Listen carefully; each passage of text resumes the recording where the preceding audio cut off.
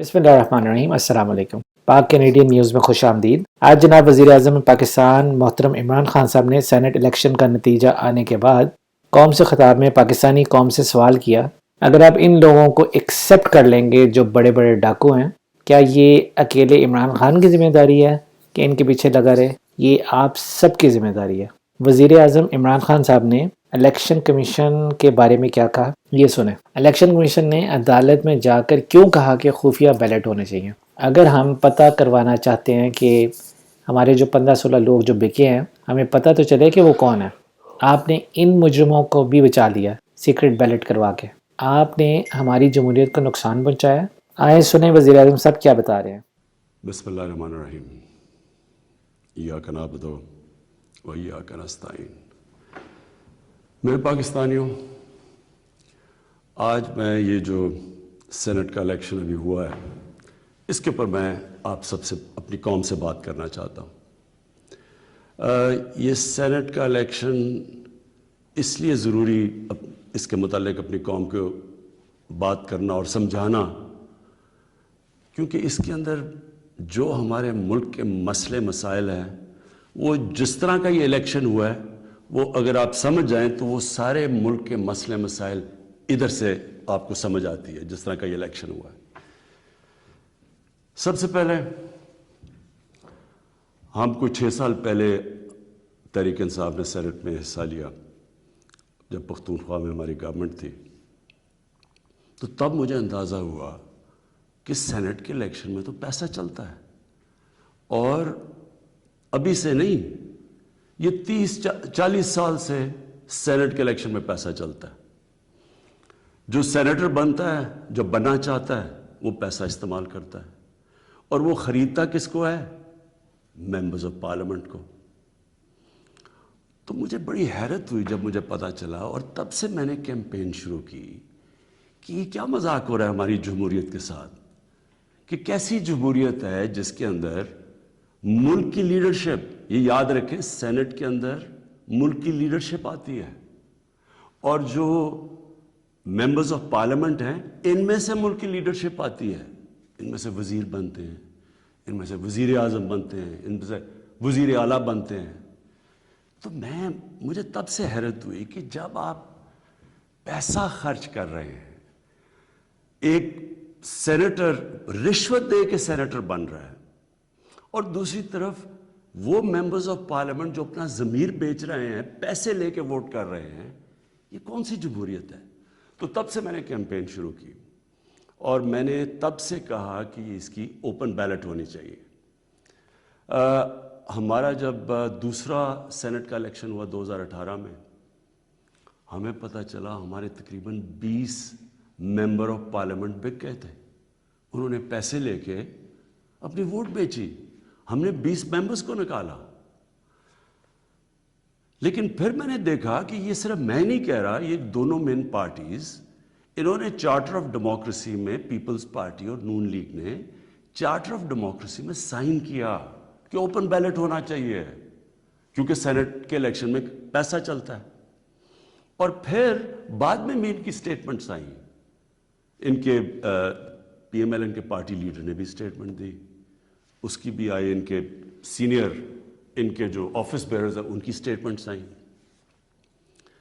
तो जब ये सेनेट इलेक्शन के ऊपर ये आ रहा था, हमने पार्लियामेंट में अपना बिल भी पेश किया कि ओपन बैलेट होना चाहिए।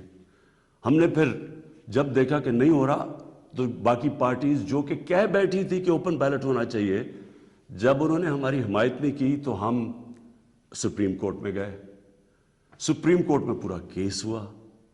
उस केस के अंदर जजेस साहिबान ने बार बार पूछा कि पैसा चलता है, और उसके दौरान एक वीडियो निकलाई जो 2018 में सेनेट इलेक्शन में एमपीज पैसे ले रहे थे, वो वीडियो भी निकलाई, यानी किसी को कोई शक नहीं था।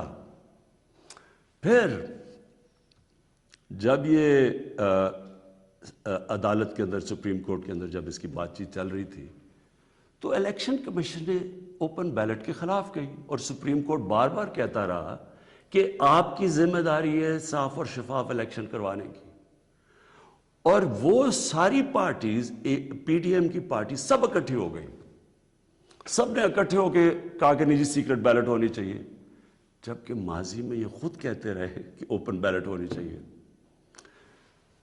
اب میں آپ سب سے یہ سوال پوچھتا ہوں کہ آپ کا کیا خیال ہے کہ کیا وجہ تھی کہ یہی پارٹیز پہلے چاہتی تھیں کہ سیکرٹ اوپن بیلٹ ہونی چاہیے، اب کیوں یہ ساروں نے زور لگایا کہ سیکرٹ بیلٹ ہونی چاہیے؟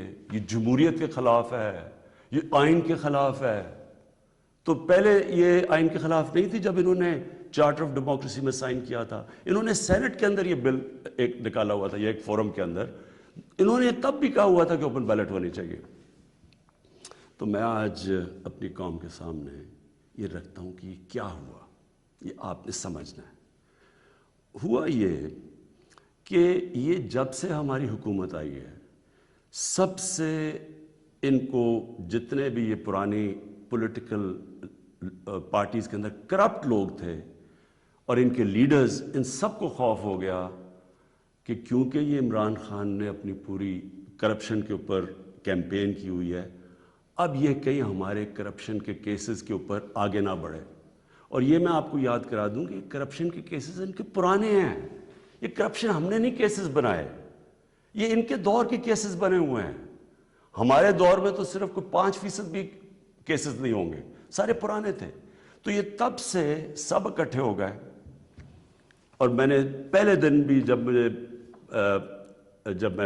گورنمنٹ میں آیا، میں نے پہلے دن کہا اپنے پہلے خطاب میں کہ یہ سب اکٹھے ہو جائیں گے، سب جمہوریت کے نام پہ شور مچائیں گے، اے P D M Democratic Movement, یہ جمہوریت کے نام پہ سارے ایک ہی ان کا انٹرسٹ ہوگا کہ میرے اوپر اتنا پریشر ڈالو کہ میں ہاتھ کھڑے کر کے کہوں جس طرح جنرل مشرف نے کیا تھا، ان کو این آر او دے دوں، ان کے کرپشن کے کیسز ختم کر دوں۔ تو اب انہوں نے کیا کیا؟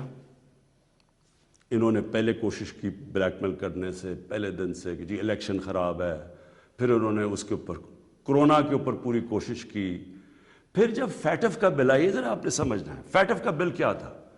فیٹف کا بل یہ تھا کہ ان کے دور میں ہمیں ایک انٹرنیشنل جو ایک ادارہ ہے فیٹف، اس کے اندر ہمیں گرے لسٹ میں ڈال دیا گیا۔ گرے لسٹ کا مطلب یہ ہے کہ اگر آپ جو وہ فیٹف کہتی ہے اگر وہ آپ نہیں کرتے تو وہ آپ کو بلیک لسٹ میں ڈال دیں گے۔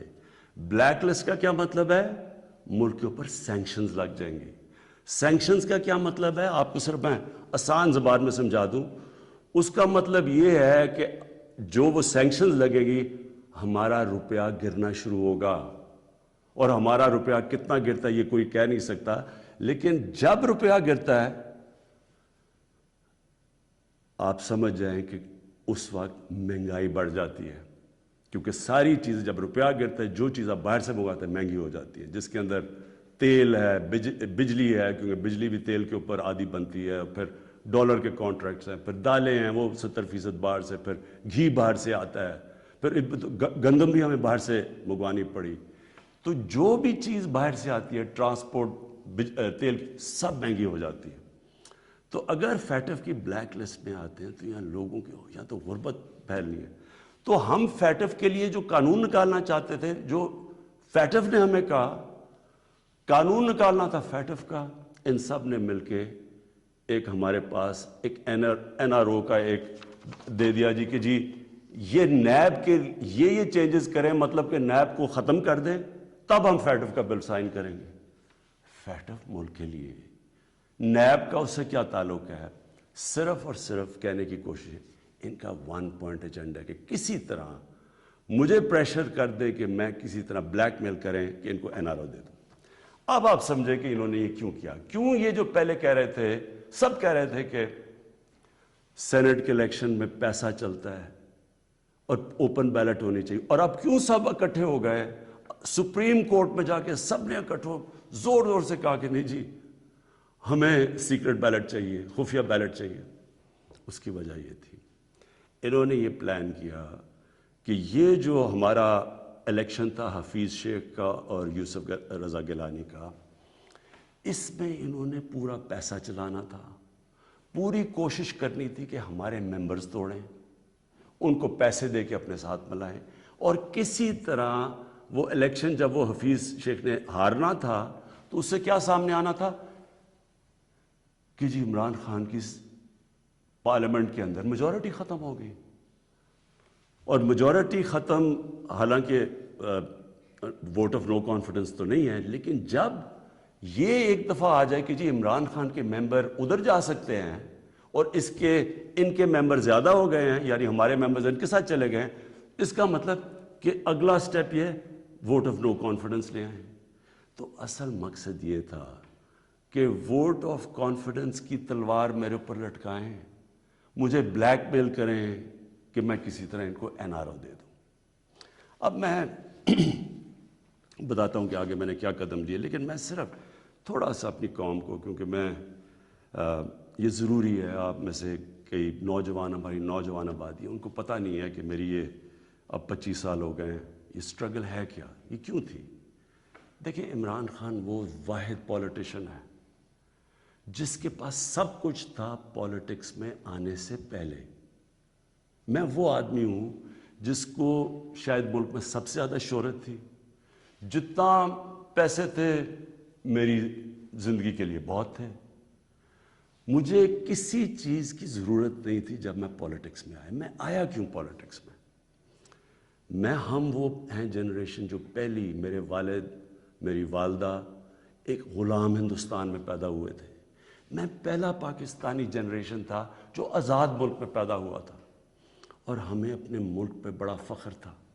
جیسے ہمارا ملک اٹھتا جا رہا تھا، آج سے 50 سال پہلے، 55 سال پہلے پاکستان کی مثال دی جاتی تھی دنیا میں، ہمیں فخر ہوتا تھا. پاکستان کا دنیا کے اندر ایک رتبہ تھا. ہمارا جب یہاں سے پریزیڈنٹ باہر گیا تو اس کو ایئرپورٹ پہ امریکن پریزیڈنٹ ملنے آیا. یہ اور بھی چھوڑے، یعنی ہماری ہر طرح ایک ملک میں ایک ہوپ تھا، اوپر جا رہے تھے ہم. تو آہستہ آہستہ میں نے اپنا ملک نیچے آتے دیکھا، اور جو 1985 کے بعد اس ملک میں تباہی مچی، جب سے کرپشن یہ آسمانوں پہ گئی، نان پارٹی بیس الیکشن ہوا تھا. آپ کو موقع ملے تو وہ ضرور پڑھیں، کیونکہ وہ ایک ایسا جسے ٹرننگ پوائنٹ کہتے ہیں، جس کے بعد ہماری تقدیر بدلی، جس کے بعد کرپشن بڑھنی شروع ہوئی پاکستان میں، جس وقت پولیٹکس کے اندر پیسہ چلنا شروع ہوا. یہ یاد رکھیں 1985 تھا وہ. تو ہم دیکھ رہے تھے کہ آہستہ آہستہ پیسہ اقتدار میں کیوں آ رہے ہیں جی؟ بزنسز چلانے کے لیے. پرائم منسٹر بن رہا ہے تو فیکٹریاں بننی شروع ہو گئی، پرائم منسٹر بننا ہے تو بزنس مین بننا، 7 وزیروں نے پیسہ بنانا شروع کر دیا. 85 کے بعد ہمارا ملک جانا شروع ہوا نیچے. اس سے پہلے ہندوستان اور پاکستان کے اندر میں آپ کو فرق بتاؤں، میں جب کرکٹ کھیل کے ہندوستان سے پاکستان آتا تھا تو لگتا تھا غریب ترین ملک سے امیر ترین ملک میں آ گیا ہوں. اور آہستہ آہستہ آہستہ ہم نے چینج دیکھا یہ آتے ہوئے.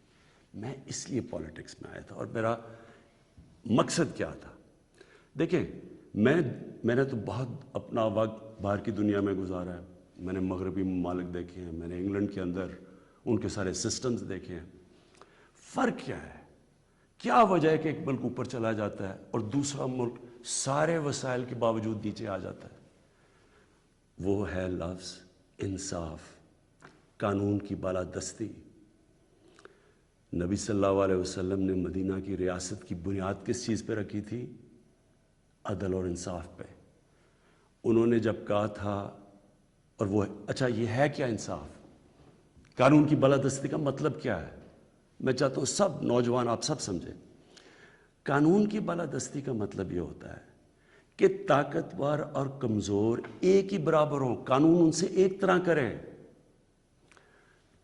جب نبی صلی اللہ علیہ وسلم نے کہا تھا کہ تمہارے سے پہلے بڑی قومیں برباد ہوئی، جو طاقتور کے لیے ایک قانون، کمزور کے لیے دوسرا قانون، وہ قومیں تباہ ہو جاتی ہیں. جب انہوں نے کہا کہ میری بیٹی بھی اگر جرم کرے بھی اس کو سزا ملے گی، کہنے کا مطلب یہ ہے کہ قانون یعنی انصاف وہ ہوتا ہے جو طاقتور کو قانون کے نیچے لے کے آتا ہے. اب یہاں کیا ہو رہا تھا؟ جو طاقتور اس کے لیے سارا ایک قانون، وہ چوری کر رہا ہے، وہ پیسے بنا رہا ہے، وہ منی لانڈرنگ کر رہا ہے، وہ پلاٹوں کے اوپر قبضے کر رہے ہیں, وہ سرکاری ان کو کوئی پکڑ نہیں رہا تھا. بیچارے غریب لوگ جیلوں میں بھرے ہوئے تھے. میں نے بھی جب جنرل مشرف کے دور میں کوئی 8-9 دن جیل میں گزارے ہیں, وہاں صرف غریب لوگ آپ کو نظر آتے ہیں, لگتا ہے صرف غریب ہی چوری کرتا ہے. دیکھیں, یہ آپ کو آج میں صرف سمجھانے کی کوشش کر رہا ہوں کہ میری سٹرگل ہے کیا. 2 چیزیں ہوتی ہیں. جب طاقتور کو ایک ملک کا قانون اس کو پکڑتا نہیں ہے, جب وہ کوئی جرم کرتا ہے, تو وہ ملک اپنی تباہی کی طرف چلا جاتا ہے, جس طرح ہمارے نبی صلی اللہ علیہ وآلہ وسلم نے کہا تھا. وہ کیوں چلا جاتا ہے, میں یہ بھی آپ کو سمجھاتا ہوں.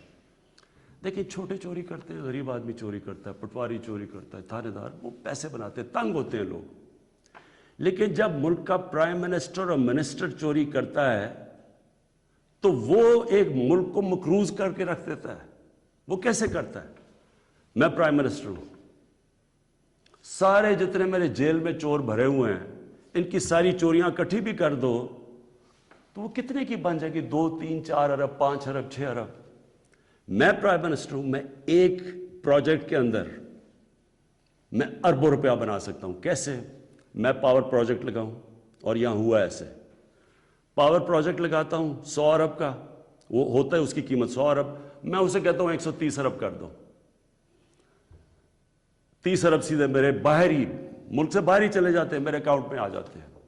اب وہ جو 30 ارب, سب سے پہلے تو سارے ملک کے چور ملا کے بھی 30 ارب چوری نہیں کرتے. وہ جو جیلوں میں بیچارے ہیں, مشکلوں میں, کوئی بے روزگار ہے, کوئی 100 مسئلے ہوتے ہیں عام آدمی کے. کئی تو ہوتے بھی چور ہیں, لیکن کئی بیچارے مجبور بھی ہوتے ہیں, وہ تو جیلوں میں ہیں. سیدھا بیٹھ کے 30 ارب ایک ڈیل میں بنا سکتا ہوں. اور اچھا, اس کی قیمت کون ادا کرتا ہے؟ آپ ادا کرتے ہیں. وہ کیسے ادا کرتے ہیں؟ کیونکہ جو 130 ارب کا جب پروجیکٹ بن جاتا ہے تو اس کا جو بجلی کی قیمت ہے وہ اوپر چلی جاتی ہے. آپ اگر کہیں پتہ چلوائیں کہ وہی پروجیکٹ جو پاکستان میں لگے ہوئے ہیں وہ کتنے پہ لگے ہیں, اور جو وہی پروجیکٹ باہر کہیں بجلی کے لگے ہیں ان کی کتنی قیمت ہے, تو اس کی کون قیمت ادا کرتا ہے؟ قوم ادا کرتی ہے. قوم مقروض ہو جاتی ہے. ساری تیسری جن کو کہتے ہیں ڈیولپنگ ورلڈ, غریب ملک, آپ ساری ایک ایک ملک کا آپ کو بتا سکتا ہوں ان کی غربت کا سبب کیا ہے. وہاں ان کے بھی پرائم منسٹر بیٹھے ہیں, پریزیڈنٹ بیٹھے ہیں, وزیر بیٹھے ہیں, وہ بھی ملک کا پیسہ چوری کرتے ہیں. پھر ان کو مجبوری باہر بھجوانا پڑتا ہے, کیونکہ ملک میں نظر آ جائے گا نا پیسہ. اس لیے وہ پھر باہر, یہ جس طرح یہ چینی والا اور یہ پاپڑ والا, ان کے نام پہ باہر اس لیے بھجوانے پڑتے ہیں کہ وہ پکڑے نہ جائیں. اب جب وہ پیسہ باہر جاتا ہے وہ دگنا ملک کو نقصان ہو جاتا ہے.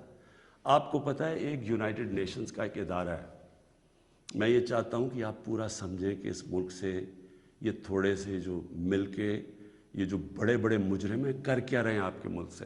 یہ ہمارے ملک میں نہیں صرف ہو رہا, یہ غریب ملکوں میں سب میں یہی کہانی ہے. جو ایک ادارہ ہے اس کو کہتے ہیں فیکٹائی, یہ یونائٹڈ نیشنز کا ادارہ ہے.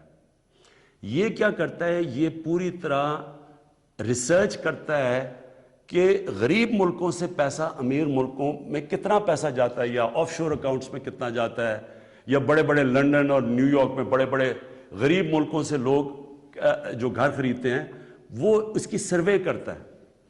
اس کے مطابق ہر سال 1000 ارب ڈالر غریب ملکوں سے امیر ملکوں میں جاتا ہے, آف شور اکاؤنٹس میں جاتا ہے.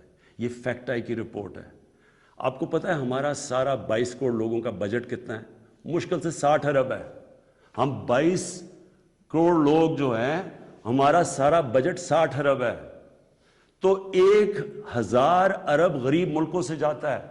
ایک 10 سال پہلے رپورٹ آئی تھی, پاکستان سے 10 ارب ڈالر منی لانڈرنگ ہو کے ملک سے باہر جاتا ہے. تو یہ ہو کیا رہا ہے؟ غریب ملکوں سے پیسہ جا رہا ہے امیر ملکوں میں, غریب ملک غریب ہوتے جا رہے ہیں, غریب ملکوں اور امیر ملکوں میں فاصلے بڑھتے جا رہے ہیں.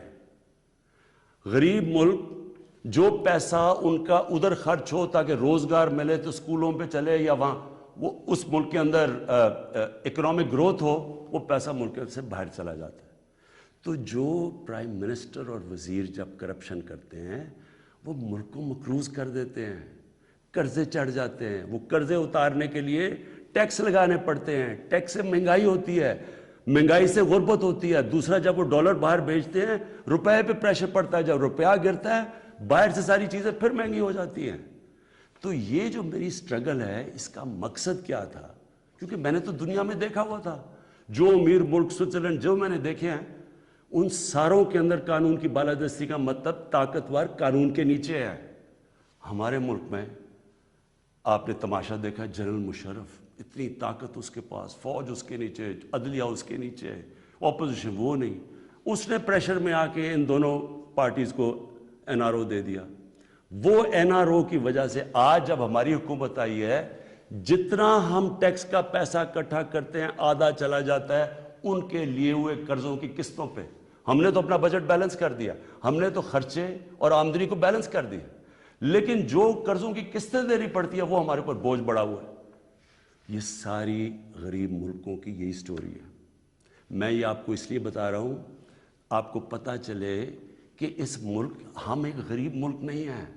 اللہ نے اس کو سب کچھ دیا ہوا ہے, لیکن کوئی دنیا کا ملک آگے نہیں بڑھ سکتا جس کے اوپر بیٹھے ہوئے طاقتور اس ملک کا پیسہ نکال رہے ہوں باہر. کوئی ملک نہیں چل سکتا. اب واپس آ جائیں سینٹ پہ. یہ کیوں سینٹ کا الیکشن امپورٹنٹ تھا؟ انہوں نے کیوں اتنا زیادہ زور لگایا پتہ ہوتے ہوئے کہ پیسہ چلنا ہے سیکرٹ بیلٹ میں؟ یہ کیوں سب اکٹھے ہو کے انہوں نے کوشش کی, یہ پورا یہ جو ڈرامہ کیا ہے؟ اگر اوپن بیلٹ ہو جاتی, تحریک انصاف کو تو ہمیں اتنی سیٹیں ملنی تھی جتنی ملی ہیں سینٹ میں. ہمیں, ہمارا تو یہ جو کہہ رہے ہیں نا کہ بہت بڑا کوئی مارکا مار لیا, ہمیں تو اتنی سیٹیں مل گئی ہیں, ہم تو سب سے بڑی پارٹی بن گئے سینٹ میں. لیکن انہوں نے جو سارا ڈرامہ کیا ہے وہ ایک حفیظ شیخ کی سیٹ کے اوپر, اور سارا جو پیسہ لگایا ہے, جو یوسف رضا گیلانی کا پیسے بانٹ رہا تھا شام کو, لوگوں کی ضمیر خرید رہا تھا.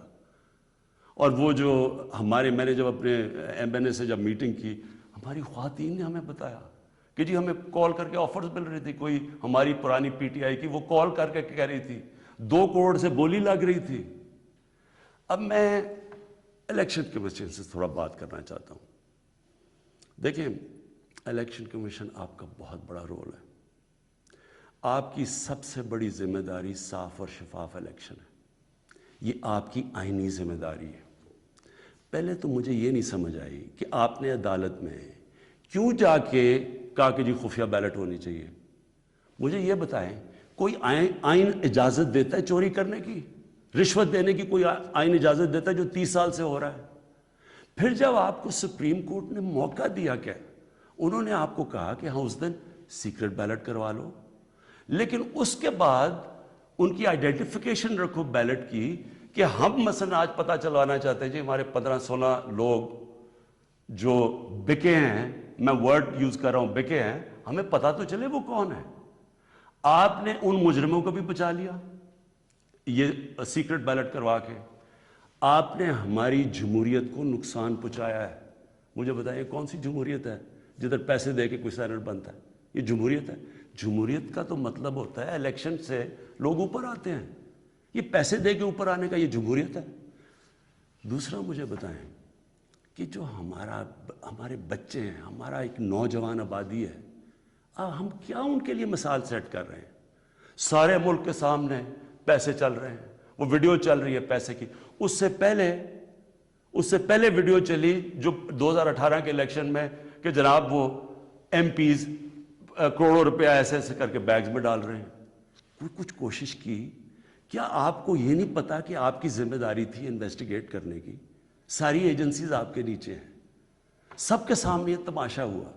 مجھے یہ بتائیں کہ جب ایک ملک کی لیڈرشپ, یہ لیڈرشپ ہے سینٹ کی, جب یہ رشوت دے گی اور رشوت لے گی تو آپ کیا کہیں گے کہ پٹواری اور تھانے دار وہ ٹھیک ہو جائے گا؟ کیا آپ کہیں گے باقی لوگ ٹھیک ہو جائیں لیکن لیڈرشپ چوری رشوت دے؟ ایک چائنیز پروورب ہے کہ fish rots from the top. جب اوپر آپ کرپشن کی اجازت دے رہے ہیں اور آپ کے سامنے ہوئی ہے اور آپ کو پتا تو ہونی ہے. میں کہتا کیا, میں نے الیکشن سے پہلے کہا کہ ریٹس لگ گئے ہیں لوگوں کے, بولیاں لگ رہی ہیں. آپ کو موقع جب دیا سپریم کورٹ نے, کیا وجہ تھی کہ آپ 1500 بیلٹس کے اوپر کوئی ایک بار کوڈنگ نہیں کر سکتے تھے؟ تو آپ نے تو پوری طرح ایک موقع دیا ملک کی جمہوریت کو ڈسکریڈٹ کرنے کے لیے. اس سے کیا ہوا؟ میں آپ سے سوال پوچھتا ہوں کہ آج کیا ہماری جمہوریت اوپر گئی ہے نیچے گئی ہے؟ جو آپ نے ملک کی موریلٹی اخلاقیات کو نقصان پہنچایا ہے کہ یہ جو اوپن ہارس ٹریڈنگ ہو رہی ہے، کیا اس سے فرق مجھے بتائیں. یہ ایک بڑی عظیم خواب کا نام تھا پاکستان، اسلامی فلاحی ریاست. یہ علامہ اقبال نے کہا تھا مثال بنے گی مسلمان دنیا کے لیے. مجھے بتائیں یہ اپنے نوجوانوں کو آپ کیا بتائیں گے؟ یہ سارے ملک کے سامنے، اور یہ کتنا پیسہ چلا ہے. یہ ابھی تو یہ تو سامنے آ گیا نا آپ کا ویڈیو. آپ کو یہ نہیں اندازہ کہ کتنا پیسہ چلا ہے اس الیکشن کے اندر. کس طرح لوگوں نے اپنے ضمیر بیچے ہیں پیسہ بنانے کے لیے. کس طرح ہماری پالیٹکس کو کرپٹ کیا گیا ہے. جو کروڑوں روپیہ خرچ کر کے سینیٹر بنے گا وہ حاتم طائی ہے، وہ آ کے ملک کی خدمت کرے گا. وہ یہ پیسہ کدھر سے ریکور کرے گا؟ پھر کہتے جی کہ دیکھیں جی کرپشن بڑی بڑھ گئی ہے ملک میں. کبھی قانون سے بھی کوئی کرپشن ختم ہوئی ہے؟ مجھے بتائیں کبھی کوئی قانون بنا کے یا لا انفورسمنٹ سے کرپشن ختم ہو سکتی ہے؟ کرپشن ایک معاشرہ ختم کرتا ہے، ایک قوم مل کے کرپشن ختم کرتی ہے. جب ایک قوم ایک میسج دیتی ہے کہ جو کرپشن کرے گا رشوت دے گا وہ ہمارے میں سے نہیں ہے، اس کو لوگ شادیاں نہیں کروائیں گے ان گھروں میں، ان کو گوٹ پارٹیز پہ نہیں بلائیں گے. یہاں کرپٹ لوگوں کو آپ مین سٹریم میں لا رہے ہیں. اور میں یہ بھی کہنا چاہتا ہوں ہمارے وہ میڈیا کے لوگ، میں ان سے سوال پوچھتا ہوں. بڑے بڑے صحافی عدالت میں جاتے ہیں، عدالت میں جا کے کہتے ہیں کہ جی نواز شریف کو تقریر کرنے کی موقع دینا چاہیے، وہ نیلسن منڈیلا تقریر کرے گا ملک کو پتہ نہیں کیا فائدہ ہوگا. ایک آدمی سپریم کورٹ سے کنوکٹ، ایک مجرم جھوٹ بول کے ملک سے بھاگا ہوا، جس کے اوپر اربوں اربوں روپے کی چوری، اس کے بیٹوں کے اربوں روپے کی پراپرٹیز میں رہ رہے ہیں لنڈن. ملک سے کیوں بھاگے ہوئے؟ جی ہم برطانوی سٹیزن ہیں. وہ تو جی بکنگھم پیلس میں پیدا ہوئے تھے نا. کدھر سے پیسہ آیا ان کے پاس؟ یہ یہاں سے پیسہ چوری کر کے باہر بیٹھے ہوئے ہیں. وہ باہر بیٹھا ہوا ہے، اس کا منشی جو دماد ہے وہ باہر بیٹھا ہوا ہے، ان کے بچے باہر بیٹھے، سارے اربوں پتی ہیں. کوئی جواب. اور یہاں ہمارے صحافی کہہ رہے ہیں کہ جو اسے تقریر کرنے کا موقع دے. وہ کوئی جیل سے نکلتا ہے اربوں روپے کی کرپشن کے چارج، وہ جا کے پھول پھینک رہے ہیں لوگ اس کے اوپر. مجھے یہ بتائیں کیسے کرپشن ختم ہوگی؟ جب آپ معاشرہ جب ان کرپٹ لوگوں کو ایکسیپٹیبل کر دے گا. یہ کھلے عام جب یوسف رضا گیلانی یہ جب بنے گا سینیٹر اور وہ پیسے چلا کے، اور ہم اس کو ایکسیپٹ کریں گے جی جی جمہوریت ہے بڑی آ گئی. یہ صرف میں یہ سمجھنے کی کوشش کر رہا ہوں کہ کیا ہمیں فکر ہے اپنے آنے والے بچوں کی، اپنی جنریشنز کی، اپنی نسلوں کی، کہ کیا ایگزامپل سیٹ کر رہے ہیں ان کے لیے. میں اپنی ساری قوم سے پوچھتا ہوں کہ اگر آپ ان لوگوں کو ایکسیپٹ کر لیں گے جو بڑے بڑے ڈاکو، کیا عمران خان کی اکیلے کی ذمہ داری لگی ہوئی ہے کہ ان کے پیچھے پڑا رہے؟ یہ آپ سب کی ذمہ داری ہے. سنگاپور کے اندر جب ایک وزیر نے چوری کی، کرپشن کی، لی کوان یو جو ان کے پرائم منسٹر کا سب سے قریبی تھا، اس نے جب اس کو سزا دلوائی اس نے خودکشی کر لی، کیونکہ اسے پتا تھا معاشرے میں اب میری جگہ ختم ہو گئی ہے. اس کو معاشرے میں ہال نہیں ڈالیں گے، پھول نہیں پھینکیں گے کہ نیب سے باہر آ رہے جی پھول پھینک رہے ہیں. کوئی نہیں پوچھ رہا کہ اس نے کتنی کرپشن کی ہے. میرے پاکستانیوں دیکھیں، یہ آپ کے اوپر ہے. کیا آپ اپنے ملک کو اوپر لے جانا چاہتے ہیں یا ان چوروں کے ساتھ کمپرومائز کرنا چاہتے ہیں؟ ہم آج اس لیے یہاں ہیں کہ ہم نے چوری ایکسیپٹ کی، چوروں کو ایکسیپٹ کیا. ہم نے ان لوگوں کو جب ہمیں پتہ ہوتے ہوئے کہ انہوں نے آپ کا پیسہ میرا تو نہیں پیسہ چوری ہوا، یہ جو پیسہ باہر گیا یہ میرا تو پیسہ نہیں باہر گیا، یہ ہمارا پیسہ باہر گیا ہے. یہ کانٹریکٹس کے اوپر پیسہ بناتے ہیں، ہر چیز کے اوپر. سڑک جو بنی ہوتی ہے 1 ارب روپے میں، وہ بناتے ہیں 1.5 ارب روپے میں، باقی پیسہ ان کی جیب میں. اور وہ سارا آپ ساری قوم جو ہمارے اوپر قرضے چڑھے ہوئے ہیں, پیچھے تو جائیں, قرضے چڑھے کیسے ہیں؟ کون سی قوم آگے بڑھ سکتی ہے؟ ایک مجھے قوم بتائیں, ایک ملک بتائیں, ایک مجھے ملک بتائیں جس کے پرائم منسٹر اور وزیر چوری کر رہے ہوں اور وہ ملک ترقی کر رہا اور خوشحالی ہو. ایک ملک مجھے بتا دیں. اور جو ملک سزا اور جزا نہیں کرتا, طاقتور کو سزا نہیں دیتا, وہ طاقتور جو مرضی کرے, وہ اچھا وہ بدقسمتی سے ان کو وی آئی پی کی طرح ٹریٹ کیا جاتا ہے. جیلوں میں بھی وہ وی آئی پی ہیں. انہوں نے اربوں کی چوری کیا, وہ بیچارہ غریب آدمی نے کوئی کسی کی بھینس اٹھا لی کچھ, وہ اس کا حال دیکھیں اور وی آئی پیز کا حال دیکھیں. قوم کرپشن سے لڑتی ہے, قانون اکیلا کرپشن نہیں ختم کر سکتا. یہ جو آپ نے ڈرامہ دیکھا ہے آپ کے سامنے جو ہوا ہے, ساری قوم نے دیکھا ہے کہ پیسے دے کے ایک وزیر جیت گیا اور بڑی تالیاں بجے, جی بہت بڑا زبردست کام کیا اس نے. اس کا ماضی اٹھا کے دیکھیں.